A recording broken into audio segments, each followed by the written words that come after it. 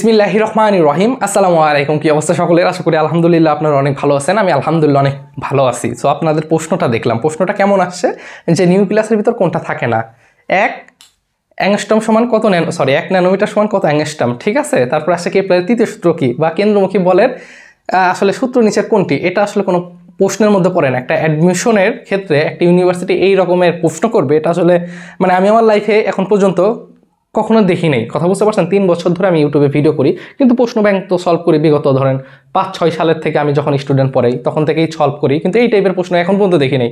তো এই টাইপের প্রশ্ন দিয়ে আসে, পরীক্ষা দিয়ে আসার পর কোনো স্টুডেন্ট, আমি মনে করি না সায়েন্সের, বলবে যে কঠিন হয়েছে। কথা বুঝতে পারছেন? সো প্রশ্নটা এইরকম হয়েছে। তো যাই হোক, এখন আপনাদের মনে প্রশ্ন যে ভাই তাহলে কাটমার কত হইতে পারে, কত বন্ধ টানতে পারে, কতর ভিতর থাকলে হবে, এই টাইপের প্রশ্ন আপনাদের আসতে পারে। প্রথম কথা হচ্ছে কি, জগন্নাথ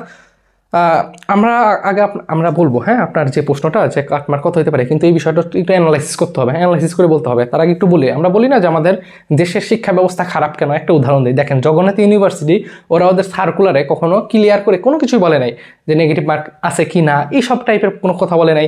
কত স্টুডেন্টের খাতা দেখবে, কিচ্ছু বলে নাই। হুট করে জগন্নাথ গুচ্ছ থেকে বের হয়ে গেল, প্রথম কথা হুট করে।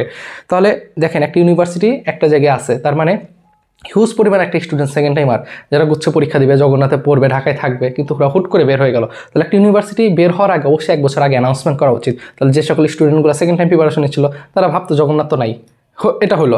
তারপরে সার্কুলার দিল, দেখেন কত ভেরিয়েশন আনলো। চিন্তা করছেন এমসিকিউ আসছে কয়টা আপনাদের? 24টা।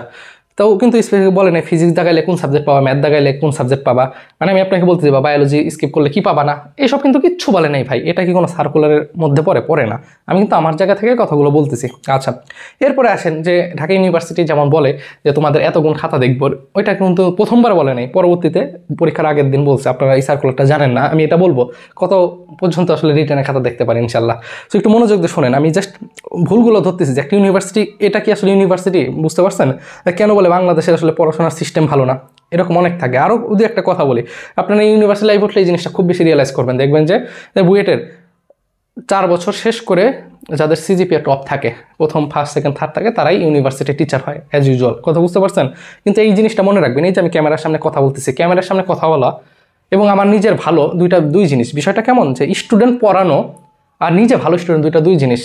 ভালো টপ সিজিওয়ালা কি স্টুডেন্ট পড়াইতে পারবে? এটা কি হইলো যে সামনে 50 জন আছে, ক্যামেরার সামনে কথা কি যে কেউ বলতে পারে না। তো বিষয়টা হয়েছে এই যে এডুকেশন সিস্টেমের ভিতরে অনেক সমস্যা আছে। কথা বুঝতে পারছেন? যাই হোক, ওইগুলো বলে তো লাভ নেই, যা হয়েছে। এখন আমরা একটু অ্যানালাইসিস করার চেষ্টা করি। দেখেন 2019 সাল সর্বশেষ জগন্নাথ ইউনিভার্সিটি পরীক্ষা হয়েছে, ঠিক আছে। এর ভিতরে পরে 2020 সালে জিএসটির মধ্যে অন্তর্ভুক্ত হয়ে যায়। তার মানে 2020 থেকে 2023 পর্যন্ত অলমোস্ট 4 বছর গুচ্ছের ভিতর ছিল আমাদের জগন্নাথ ইউনিভার্সিটি। আমাদের না, মানে আমি তো জগন্নাথে পড়ি না, মানে সবারই ধরেন পাবলিক ভার্সিটি। আচ্ছা, 2020 থেকে শুরু করে 2023 পর্যন্ত হইলো, তারপর হুট করে বের হয়ে গেল। কি আর বলবো, ওরাই প্রথম চিল্লান দিছে যে আমরা বের হয়ে যাব, এবং বের হয়েছেও। সো বিগত 4 বছরে ওরা নাই। তাহলে এখন কাটমার্কটা কি, আগে এটা বুঝতে হবে। কাটমার্কটা হচ্ছে কোন একটা বিশ্ববিদ্যালয়ের সর্বশেষ যে ছেলেটা বা যে মেয়েটা মার্কস পেয়ে একটা সিট ইনশিওর করে, সেটা হচ্ছে ওই বিশ্ববিদ্যালয়ের কাটমার্ক। তো এখন দেখেন বিগত 4 বছর কিন্তু গুচ্ছের ভিতর ছিল, এবং আমি কিন্তু ভিডিওতে বলছি। সো গুচ্ছের সাথে তো এখন কম্পারিজন করলে হবে না। গুচ্ছের প্রশ্ন প্যাটার্ন, গুচ্ছের মার্কস ডিস্ট্রিবিউশন ছিল একরকম, এখন কিন্তু একরকম। এখন 72 হচ্ছে আপনাদের, আর 28 তো হচ্ছে আপনাদের ইসের, তাই না, জিপিএর।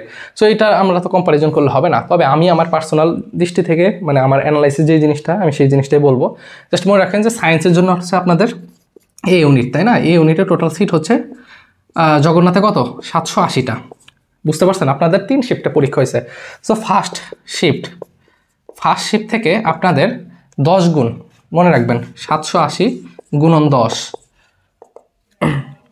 একইভাবে কত সেকেন্ড শিফট থেকেও ধরেন, সেকেন্ড শিফট এবং কত ধরেন থার্ড শিফট থেকেও কত 10 গুণ করে খাতা দেখবে। কথা বুঝতে পারছেন?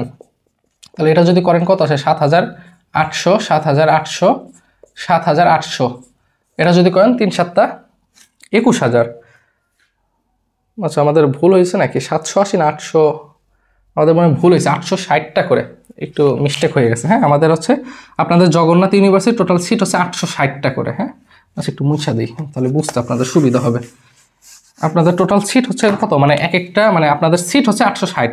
দুঃখিত, এখানে ভুল একটু লিখছি। দেখেন 800 টোটাল সিট হচ্ছে কত, 860। তাহলে 860-এর সঙ্গে 10 গুণ করে খাতা দেখবে। কথা বুঝতে পারছেন? আমি যতটুকু জানতে পারছি 860 গুণন 10, 860 গুণন 10, এটা যদি গুণ করি তাহলে আমাদের আসতেছে কত 8600, 8600, 8600, 8600, তাহলে 8600, তাহলে কত আসে 3 × 24, 24 আর 1800, 25,800, 1800। দেখেন তার মানে অলমোস্ট আমি যতটুকু জানতে পারছি যে 25,800 নাকি রিটার্ন খাতা দেখবে। এটা আসলে আমি শুনলাম, ঠিক আছে। প্রত্যেকটা শিফটে 860টা করে শিফট, মানে আপনার 860 হচ্ছে টোটাল সিট। তো বলছে যে এইটা 10 গুণ করে খাতা দেখবে প্রত্যেকটা শিফটে। তাহলে 3টা শিফট আছে 25,800 খাতা নাকি রিটার্নের জন্য দেখবে। এখন কোন আসলে আছে 10 গুণ কোন 10,000, মানে 8600 কোন 10, আরে কথা হাওলাই যাচ্ছে। দেখেন 8600 মানে কোন 8600 যাদের মার্কস প্রথম দিকে থাকবে।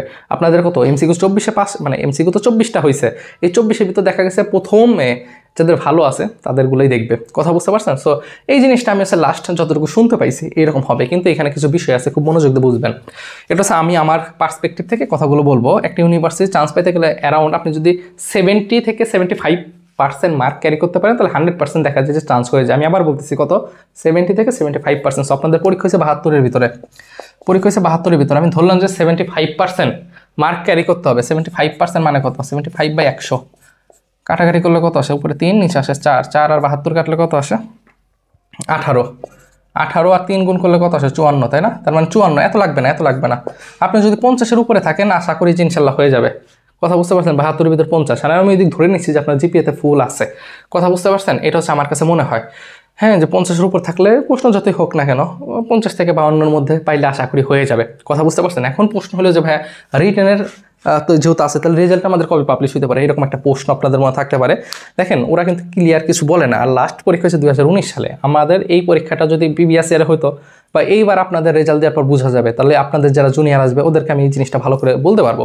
এখন ওরা কিন্তু ওইভাবে অ্যানাউন্সমেন্ট করে নাই। তো দেখা যায় যে ঢাকা ইউনিভার্সিটি 1 মাস পর আপনাদের রেজাল্টটা পাবলিশ করে, যেহেতু ওদের রিটেন আছে। এখন জগন্নাথ তো রিটেন আছে, কথা বুঝতে পারছেন, বা আপনারা দেখছেন যে রিটেন আছে, তাহলে ধরা যায় যদি 1 মাস হয় তাহলে রোজার ভিতরে ইনশাল্লাহ আপনারা আপনাদের রেজাল্ট পেয়ে যাবেন। এতটুকু শিওর থাকেন যে রোজার ভিতর পেয়ে যাবেন। ও তার আগে আরেকটা কথা বলি, যদি এই পর্যন্ত ভিডিওটা দেখে মনে হয় যে কোনো উপকার আসছে তাহলে ভিডিওটা লাইক দিয়েন, হ্যাঁ, এবং চ্যানেল সাবস্ক্রাইব করে রাখেন। কোনো প্রয়োজন হলে ভিডিওর প্রথম কমেন্টে টেলিগ্রাম লিঙ্ক আছে, ওইখানে যুক্ত থাকলে অনেক ধরনের ইনফরমেশন আপনি পাবেন।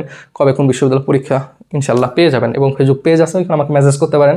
ইনশাল্লাহ ফ্রি থাকলে উত্তর মানে রিপ্লাই দেওয়ার চেষ্টা করবো।